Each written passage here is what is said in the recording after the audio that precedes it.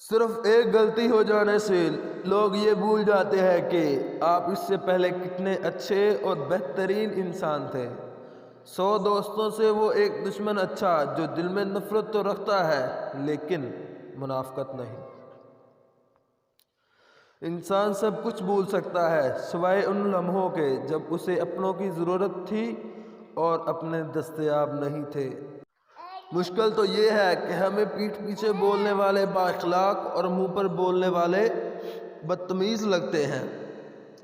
تعلیم جس کے اندر داخل ہوتی ہے وہ سادگی اختیار کرتا ہے اور جس کے اوپر سے گزر جاتی ہے وہ ماڈرن بن جاتا ہے۔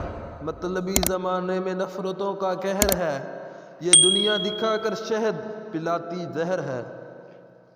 یہ تہمت سگریٹ پر ہی کیوں، عشق بھی تو مضر صحت ہے۔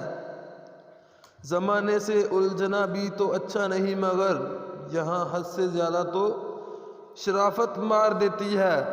وہ غلطی سب سے بڑی غلطی ہے جس کے غلط ہونے کا احساس تک نہ ہو۔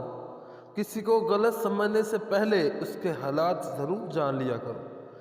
اگر کوئی طالب علم یہ سوچ لے کہ علم استاد سے نہیں کتاب سے حاصل ہوتا ہے تو اس نے ناکامی کی پہلی سیڑھی پر قدم رکھ لیا۔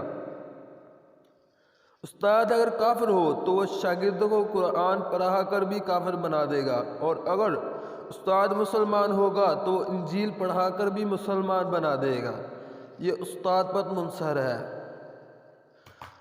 کبھی آنسو، کبھی سجدے، کبھی ہاتھوں کا اٹھ جانا، تنہائی کی دعاؤں میں بڑا مزہ آتا ہے۔ جس طرح درخت کی قیمت اس کے پھل کے حساب سے ہوتی ہے، اسی طرح انسان کی قیمت اس کے اخلاق کے حساب سے ہوتی ہے۔